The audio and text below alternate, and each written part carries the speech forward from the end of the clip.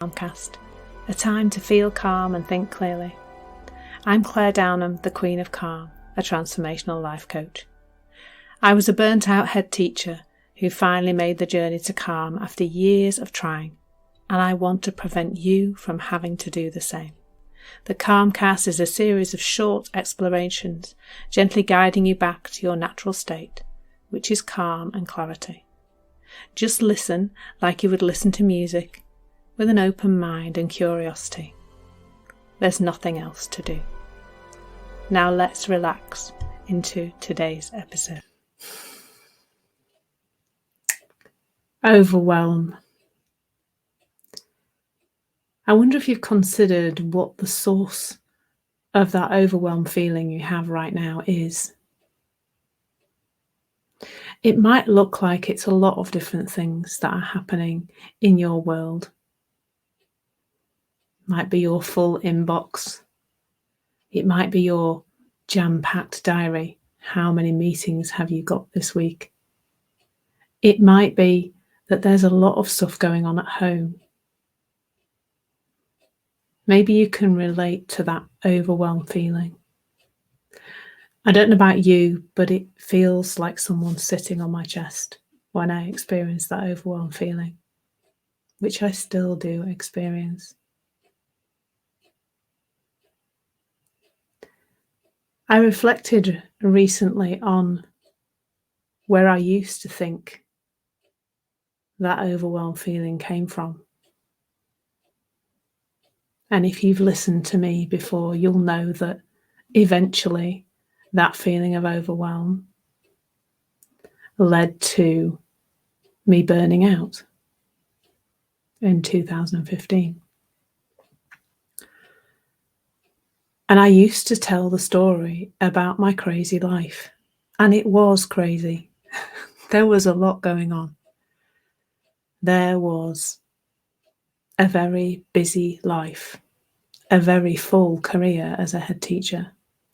And in the space of time just prior to the burnout, maybe the last couple of years, life became exceptionally full on as I split up from my husband, took a promotion, and filled my life with lots of crazy stuff.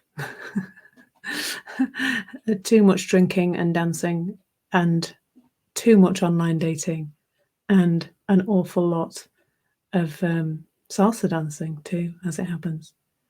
And I used to reflect on the state I got to and blame very much my circumstances. Yes, my life was really busy. Yes, I had a very stressful job. Yes, I was doing an awful lot. At that point, I really did struggle to sit still for any period. If I was sat, I would be doing something at the same time. Maybe you can relate to that too. But as I reflect now on what happened in the run-up to me burning out, I see something very different. When you really consider your actions in the world, there's a source of that action, isn't there? Like, why do we do anything? Because we think to do it. Why do we think anything needs to be done in the world? Because we think it needs to be done in the world. And my thinking was driving every single aspect of my behavior. It has to, because we don't do anything without thought being involved. I thought that if I worked hard and kept my inbox tidy and did everything I was supposed to do at work, that I would eventually stop feeling like an imposter.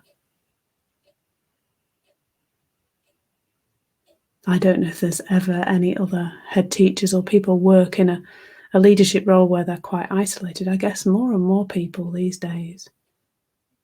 But I used to sit at my desk and think, I wonder what all the other head teachers are doing right now. Am I doing the right things? Your supervision as a head teacher is such a light touch. Those questions came up a lot. And so I just did more and more to fill this gap that I thought existed, where I wasn't doing enough or being enough. In my social life, I was seeking a feeling. I guess, maybe I was seeking love. I was seeking to feel better by doing all those things and busying myself with them. And in my home life, I was a control freak. I mean, I don't really like labels, but I had to be in control of everything. My children both had super busy lives, and they both were in theatre and television at the time. So there was a lot of coordination of stuff, and I had to control every single bit of that. Nobody else could do it as well as me, I thought. And so how I related to my world, my perspective on my world, my perspective on how I would have a better feeling in life, how I would feel better, created the catalyst for all those different behaviours. The ones that meant I was very busy physically in the world. And the ones that meant that eventually my head became so full that sleep began to slip away. And that was the final straw, really, was 3 months of not really sleeping much at all and having a very full, busy head.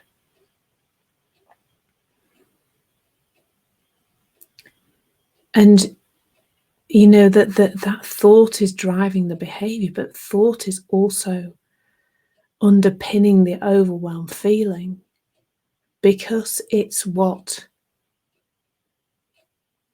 we think about our circumstances that creates the overwhelm.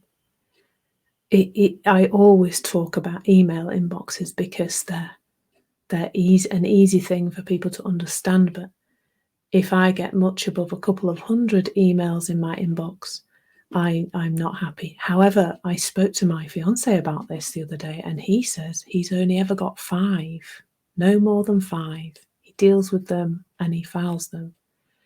Now, he's employed, so I wonder if that's something to do with that. But he doesn't like to let people down.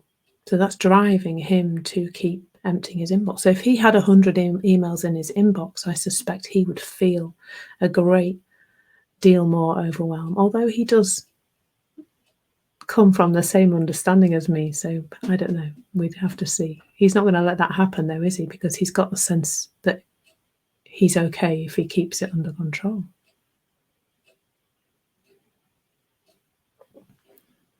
And yet I know people who have thousands of emails in their inbox and are really not that bothered about it. So the feeling of overwhelm can't be coming from our inboxes.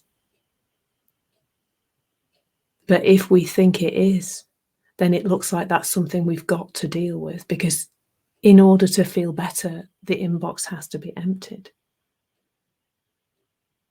But if the feeling was coming from the inbox, it would be the same for everybody, wouldn't it? There would be a 5 email limit or 100 email limit or 1,000 email limit, at which point everybody in the world would feel overwhelmed. But it doesn't really work like that, does it? And the other thing that I think really feeds in to that overwhelmed feeling is the future. Because if I turn up and I open my inbox and I deal with email number 1, and then I deal with email number 2, if my head is just in each and every email and present with each and every email, there only is that email in my head. If, however, I'm really caught up in how many emails there are and how many I've got to deal with, that makes it much more pressing, doesn't it? And the feeling of overwhelm feels worse. And that's the future thinking. it might feel like your head is very, very full and very, very busy, but how much of what you're thinking about is not even happening yet? Some of it might actually be coming up, a meeting you've got or something like that. But some of it might be just made up. There's no, that thing of your boss inviting you in for a meeting at the end of the day, how that can fill your head up with the ideas about what they're going to say and feel very overwhelming. But that's thought too. So the true source of that overwhelmed feeling is thought, no matter which angle you come at it. Because, folks, that's creating all your experience. Thought. It's the only source of your experience. It's so simple and so helpful when you see it on a deep level.